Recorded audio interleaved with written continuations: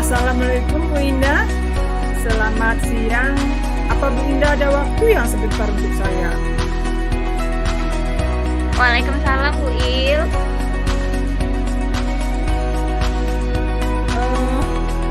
Ini Bu Eh, Indah, sebelumnya saya berterima kasih atas waktunya Bu.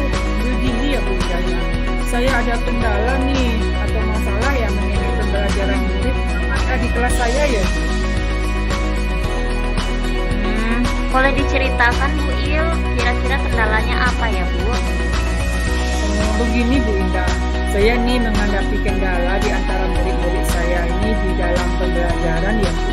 Murid-murid tersebut ketika pembelajaran di kelas dapat mengikutinya Bu dengan baik. Istilahnya mereka kehadirannya penuh gitu ya. Tapi dalam pengamatan dari penilaian diri saya, di mana diduga ya murid tersebut mendapatkan hasil yang tidak maksimal Ibu. Saya sudah berusaha menyampaikan materi ke media. Ini mungkin diantaranya karena tidak suka dengan mata pelajaran seperti matematika ya Bu ya. Karena yang bersangkutan punya cita-cita istilahnya tidak apa dengan pelajaran yang pelajaran matematika itu tidak dia sukai sekali ya Bu ya, karena dia ingin jadi pemain sepak bola gitu Bu. Jadi Bu Il ingin mengembangkan dan meningkatkan hasil belajar murid, begitu Bu Il? Iya Bu Indah. Maaf Bu Il, saya mau tanya dulu. Selama proses pembelajaran, metode, teknik, dan asesmen apa yang sudah Ibu lakukan? Begini Bu, saya sudah melakukan proses pembelajaran sesuai dengan rencana pembelajaran yang saya buat dalam bentuk modul. Ya, bentuk modul ajar. Modul ajar sudah mengacu pada kurikulum Merdeka. Kehadiran mereka selama kegiatan pembelajaran, mereka selalu hadir Ibu. Dan saya selalu melibatkan murid dalam mengikuti pembelajaran di kelas saya. Dan terlihat baik Ibu, pembelajaran berlangsung dengan aman ya. Selain itu, sebelum pembelajaran saya juga melaksanakan asesmen awal Ibu dalam pembelajarannya. Menurut Ibu, apakah proses pembelajaran Ibu sudah menerapkan atau melakukan asesmen formatif, Bu?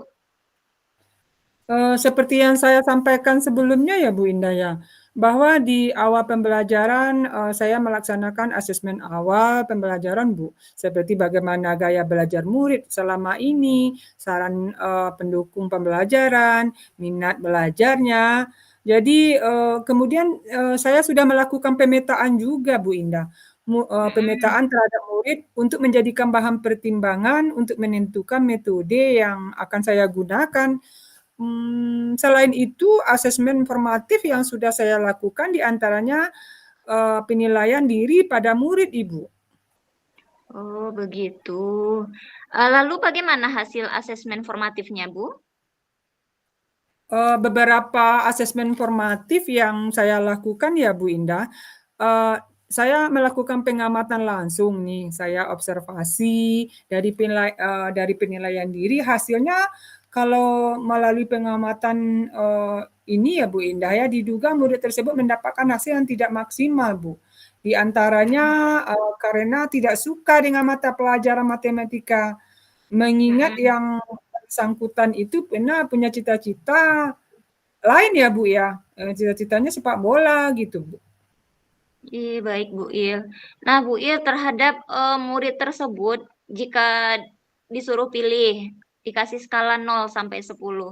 Kira-kira yang telah dilakukan Bu Il selama ini untuk meningkatkan hasil belajar murid tersebut ada di skala berapa, Ibu? Kalau saya lihat Bu, saya amati ya, saya masih ada di skala 5 ya Bu Indah. Oke. Bagaimana perasaan Ibu dengan perolehan apa namanya itu dengan skala 5 tersebut, bagaimana perasaan Ibu? Saya merasa perkembangannya belum maksimal ya Bu Indah ya. Hasil pembelajarannya pun belum maksimal juga ya. Jadi karena saya merasa belum maksimalnya tersebut, saya merasa 50-50 ya Bu ya, berimbang. Motivasi belajarnya pun belum terlihat Ibu. Iya, lalu kira-kira Ibu Il ada ide atau gagasan lain untuk meningkatkannya, Bu? Oh, ada ya Bu Indah. Saya akan mengajarkan murid-murid dengan metode lain yang mengarah pada penyerapan matematika dalam kehidupan sehari-hari dan atau saya masalah konteks pada pembelajaran matematika ini ya Bu Indah. Ya. Dalam hal ini mungkin saya lakukan untuk meyakinkan murid-murid saya di kelas bahwa kehidupan sehari-hari itu tidak luput dari pelajaran matematika, begitu ya. Itu bagus sekali Bu Il, dengan contoh yang sederhana, maka setiap murid secara tidak langsung sedang menerapkan pembelajaran matematika ya Bu. Iya, betul Bu Indah.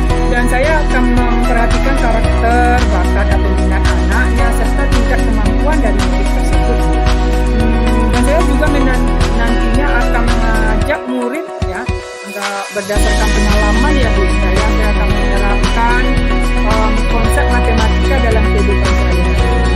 Begitu juga nanti ketika melakukan asesmen akan mengangkat masalah-masalah kompleks agar murid dapat menyelesaikan masalahnya dengan berpikir kritis. Dan demikian murid akan semakin lama semakin senang dan timbul minatnya yang lebih besar terhadap pelajaran matematika tersebut. Wah, luar biasa sekali Bu Il. Mudah-mudahan apa yang Ibu usahakan dalam meningkatkan motivasi dan hasil belajar murid dalam pembelajaran matematika dapat meningkat dan lebih baik lagi ya Bu Il. Iya, terima kasih Bu Indah. Mudah-mudahan saya mencapai target ya Bu ya. Dan insya Allah harapan saya ke depannya setelah melakukan evaluasi dan tindak lanjut terhadap apa yang saya lakukan dapat mencapai skala keberhasilan di angka 10 ya Bu Indah. Mantap sekali Bu Il. Mudah-mudahan dengan gurunya memiliki semangat dan motivasi yang besar, muridnya juga semangat untuk belajar dan mendapatkan hasil yang maksimal juga ya Ibu ya. Iya, terima kasih ya Bu Indah sudah meluangkan waktunya untuk berdiskusi dengan saya.